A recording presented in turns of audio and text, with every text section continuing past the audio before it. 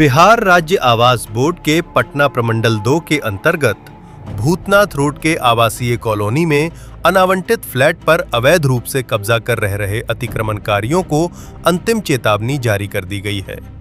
बता दें कि करीब 750 से अधिक संपत्तियां अवैध कब्जे या अतिक्रमण के अंतर्गत चिन्हित की गई हैं। ऐसे में यहां रहने वाले स्थानीयों में भय का माहौल व्याप्त है। स्थानीय नेता और समाजसेवी पप्पू सहनी का कहना है कि सरकार को चाहिए कि जैसा है वैसा के तर्ज पर हाउसिंग बोर्ड नए सिरे से अलॉट करे, जिससे कि इन मकानों में रहने वाले निवासियों को अपना आशियाना मिल सके। आप इनको फ्लैट दीजिए, अगर नहीं देंगे तो ये कोर्ट का मामला है, हम लोग कोर्ट भी जाना पड़ेगा, तो हम इसकी लड़ाई जारी रखें। क्या लगता है अलॉटमेंट हो जाएगा?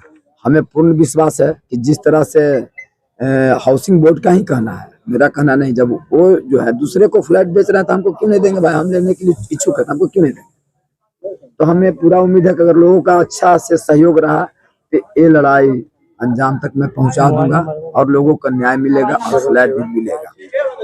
नेता पप्पू सहनी स्वयं यहां का से 45 सालों से भूतनाथ हाउसिंग कॉलोनी में रह रहे हैं, जिसका प्रमाण उनका भूतनाथ रोड के हाउसिंग कॉलोनी से बना आधार/पैन और बिजली बिल है।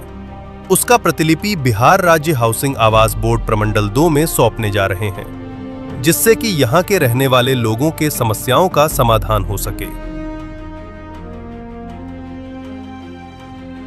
आपके चैनल से हमारे वार्ड नंबर 46 के जो भी हाउसिंग कॉलोनी में वासी लोग हैं, अवांछित लोग, उनके लिए मैं तन मन से कार्य कर रहा हूँ। पिछले कुछ दिनों आपने भी सुना होगा कि हाउसिंग बोर्ड के द्वारा हम लोग को नोटिस दे दिया गया कि 15 दिनों के अंदर मकान खाली करें। तो हम लोग यहाँ पे, हमारे बाप दादा भी थे, करीब 40 वर्षों से हम लोग रह रहे हैं। बराबर उनसे मांग की गई है कि भाई हम लोग को दिया जाए, मगर कभी हम लोग को दिया नहीं गया, ना हमारी लोगों को ना हमारी बात सुनी गई। तो इस बार हम लोगों ने उन्हीं के कुछ लेटर था जो कि उन आवास बोर्ड द्वारा प्रकाशित किया गया था 2009 में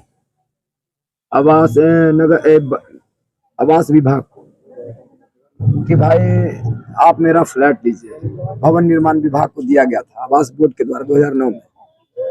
तो हमने जब कह रहा कि हम जब इस फ्लैट में रह रहे हैं, हम लेने के लिए इच्छुक नहीं होंगे, तब आप किसी को दीजिए। हमारे सभी भाई लोग यहाँ पे जो रह रहे हैं, उनका फ्लैट लेने के लिए, उनके नियम और शर्तों के साथ लेने के लिए इच्छुक है, तो फिर फ्लैट दूसरे को देने के लिए आप क्यों खोज रहे हैं?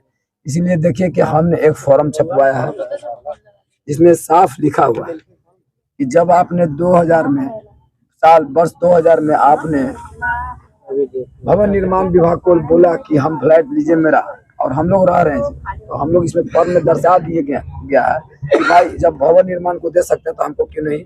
इसी तरह से लोग को, अभी जितने लोग को खाली करने का आदेश है, उन लोग को आग्रह करेंगे कि जल्द से जल्द फॉर्म भरें। उसकी लड़ाई हम लड़ रहे हैं। बाकी और भी कुछ लोग सामाजिक कार्यकर्ता हैं जो कि हमारी लड़ाई में कुछ लोगों को बरगला कर बाधा डालने की काम कर रहे हैं, जो कि मेरी लड़ाई एक सच्ची और निष्ठापूर्ण है और निस्वार्थ भाव से लोगों की सेवा किया जा रहा है और करेंगे। तो हमारी लड़ाई यही है कि लोगों को आवास मिले, इसीलिए फॉर्म भरवा के बेजाबते दिया जा रहा है कि मैं इस मकान में रह रहा हूँ, इसके प्रूफ के साथ दिया जा रहा है। उसका बिजली बिल है, आधार कार्ड है, पैन कार्ड है, बैंक का पासबुक है, गैस कनेक्शन है, सारे लोग इसमें। आप बताइए, सारे गरीब लोग हैं, कहाँ मर रहे हैं?